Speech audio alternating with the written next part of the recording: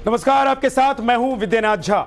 नमस्कार, मैं हूं आपके साथ अनंत त्यागी। अब से अगले 1 घंटे तक आप देश दुनिया में जहां भी जो कुछ हुआ वो सब देखेंगे। हर खबर की डिटेल रिपोर्ट आपके सामने होगी। फुटबॉलर मेसी के मुल्क में भड़क उठी है जनता, क्या पूरा मामला दिखाएंगे आपको। साथ ही साथ दिखाएंगे उत्तर भारत में कई जगहों पर एक बार फिर बर्फबारी और बारिश हो रही है, क्या ठंड और बढ़ने वाली है। रिसर्च और फैक्ट के साथ पूरी खबर आपके सामने होगी। जी हां, साथ ही दिखाएंगे देश भर की तमाम अहम खबरें। हेमंत सोरेन पर ईडी के एक्शन के बाद झारखंड में भागम भाग मची है। चंपई सोरेन के सीएम पद की शपथ लेने के ठीक बाद महागठबंधन के विधायकों को हैदराबाद ले जाया गया है।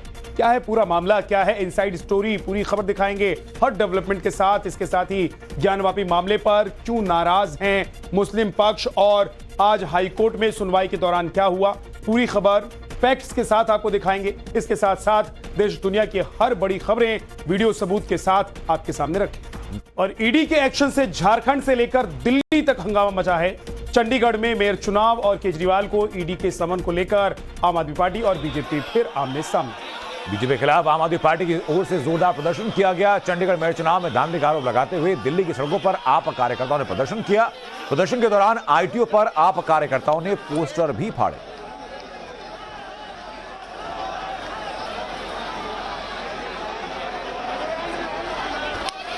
जी आपका आप पोस्टर उतार रहे किसने, आप परमिशन एमसीडी से आप लोग। लड़ाई अब सड़कों पर आ चुकी है। राजधानी दिल्ली में आम आदमी पार्टी और बीजेपी फिर आमने सामने है। आम आदमी पार्टी के दफ्तर के बाहर बीजेपी ने पोस्टर लगाए थे। पार्टी ने प्रदर्शन के दौरान कई होर्डिंग्स और पोस्टर लगाए, लेकिन आप कार्यकर्ता बिना समय गवाए इन पोस्टर्स को तोड़ते हुए नजर आए। आप देख सकते हैं कि इस दौरान बड़ी संख्या में पुलिसकर्मी भी तैनात हैं। ये राजधानी का प्रमुख इलाका आईटीओ है। यहाँ न सिर्फ बैरिकेडिंग की गई है, बल्कि अच्छी खासी तादाद में पुलिसकर्मी भी तैनात किए गए हैं। वहीं दिल्ली के सीएम अरविंद केजरीवाल के खिलाफ भी कई पोस्टर आप देख सकते हैं। इन पोस्टर के जरिए केजरीवाल पर घोटाले के कई आरोप भी लगाए गए हैं। दरअसल केजरीवाल आज भी ईडी के सामने पेश नहीं होंगे। पार्टी ने समन को गैर कानूनी बताया है। वहीं बीजेपी कह रही है कि केजरीवाल जांच से भाग रहे हैं। वहीं घोटाले का आरोप भी पार्टी लगा रही है। चंडीगढ़ में मेयर चुनाव के बाद भी दोनों दलों में तल्खी बढ़ गई है।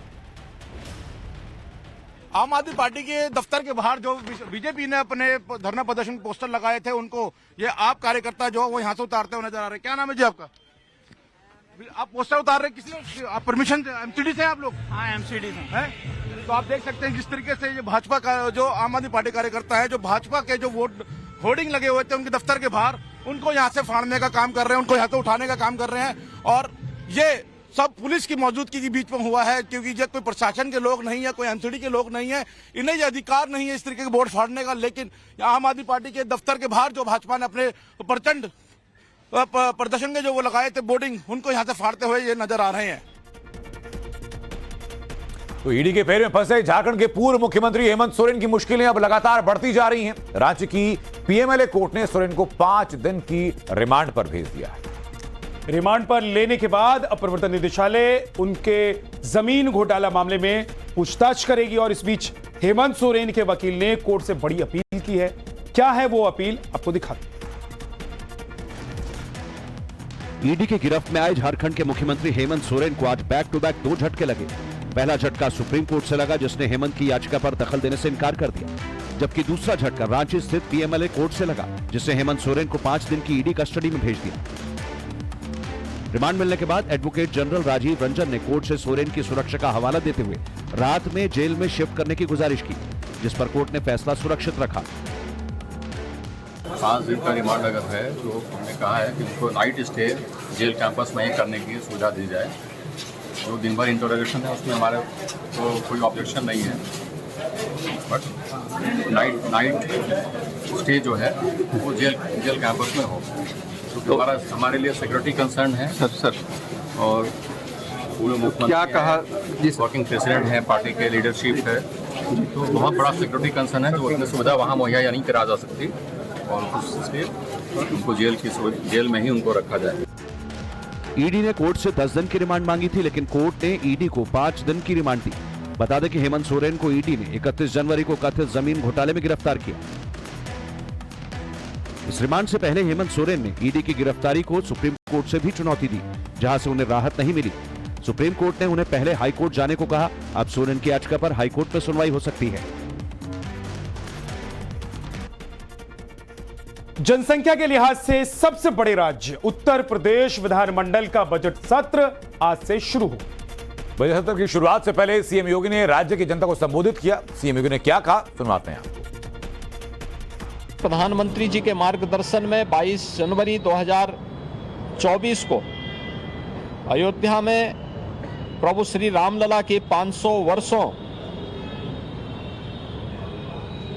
के उपरांत, एक लंबे अंतराल के उपरांत भव्य प्राण प्रतिष्ठा समारोह के सकुशल संपन्न होने और प्रतिदिन लाखों की संख्या में श्रद्धालु जनों का अयोध्या धाम में आगमन और उनके सकुशल दर्शन करने के सकारात्मक माहौल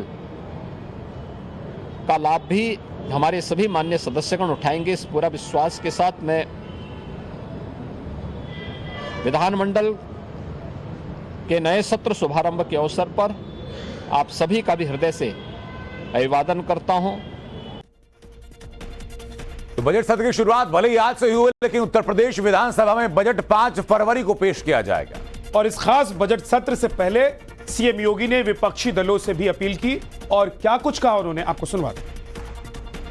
प्रभु श्री रामलला के भव्य प्राण प्रतिष्ठा समारोह के सकुशल संपन्न होने की हृदय से बधाई देता हूं और आज से प्रारंभ हो रहे वर्ष 2024 के उत्तर प्रदेश विधानमंडल सत्र शुभारंभ के अवसर पर सभी माननीय सदस्यों का भी मैं हृदय से स्वागत करता हूं। प्रदेश विधानमंडल 25 करोड़ जनता जनार्दन की आशा आकांक्षाओं और अपेक्षाओं का एक केंद्र है। जनता से जुड़ी हुई हर सुख दुख से जुड़ी हुई घटनाओं को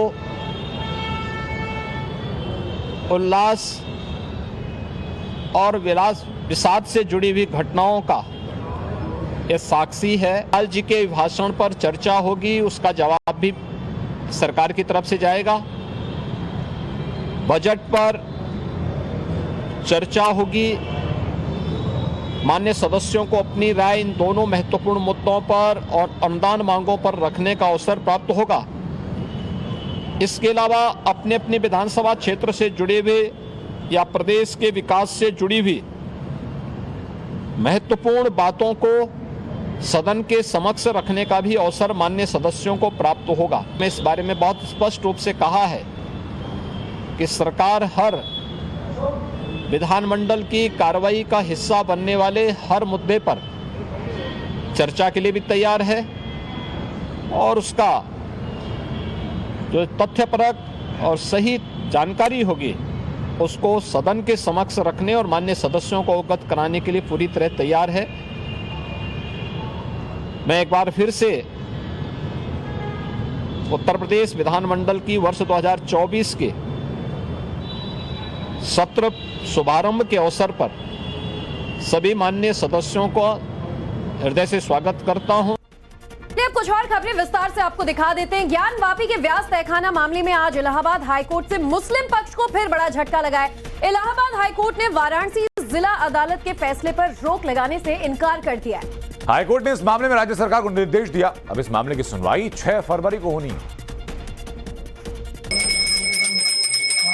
ज्ञानवापी के व्यास जी के तहखाने में जारी रहेगी पूजा। इलाहाबाद हाई कोर्ट ने रोक लगाने से किया इनकार। ज्ञानवापी मामले में मुस्लिम पक्ष को बड़ा झटका लगा। इस झटके के बाद अब व्यास जी के तहखाने में पूजा पाठ जारी रहेगा। इलाहाबाद हाई कोर्ट ने वाराणसी जिला अदालत के फैसले पर रोक लगाने से इनकार कर दिया। इसके साथ ही इलाहाबाद हाई कोर्ट ने यूपी सरकार को विशेष आदेश देते हुए जगह को संरक्षित करने को कहा। साथ ही कहा कि इस दौरान कोई नुकसान या निर्माण न हो। अगली सुनवाई 6 फरवरी को होगी। पूजा पाठ के खिलाफ मुस्लिम पक्ष ने इलाहाबाद हाई कोर्ट में याचिका दाखिल कर पूजा पाठ पर रोक लगाने की मांग की थी। इस बीच मुस्लिम समुदाय ने वाराणसी में बंद बुलाया है, जिसके बाद काशी में हाई अलर्ट है। शुक्रवार की नमाज को देखते हुए पुलिस एहतियात बरत रही है। secularism. Save secularism. Save secularism. Save secularism. Save Gyanvapi. Save Gyanvapi. Save Gyanvapi. Save Gyanvapi. We for justice. We for justice. We for justice. We for justice. We for secularism. We for secularism. Save democracy. Save democracy. Save Gyanvapi. Save Gyanvapi. इस बीच मामले पर राजनीति जारी है। ज्ञानवापी पर संसद भवन परिसर में भी प्रदर्शन किया गया। केरल से आईयूएमएल के सांसदों ने प्रदर्शन किया। केरल के सांसदों ने सेव ज्ञानवापी के नारे लगाए। इस मामले पर समाजवादी पार्टी का भी बयान आया। समाजवादी पार्टी महासचिव रामगोपाल यादव ने वाराणसी जिला कोर्ट के फैसले पर सवाल खड़े किए। अदालत के फैसले के विरोध तो हमेशा ही होते हैं। अदालत कौन सा सही फैसले देती है? अदालत की वजह से होते हो। अदालत सही फैसले नहीं देती। नहीं देती, कई बार नहीं देती। कोई ऐसा फैसला है जिसमें दो मत होते हो? Nothing is absolutely correct, nothing is perfect. Every decision is for one side it is right, for another side is wrong. मामला कोर्ट में है और देखना दिलचस्प होगा कि आगे की सुनवाई में इस मामले में कोर्ट क्या फैसला देता है।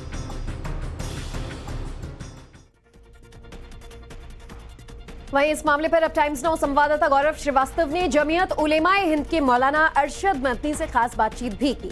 मदनी ने अदालत के फैसले पर नाखुशी जाहिर की और क्या कुछ कहा, आप खुद सुनिए।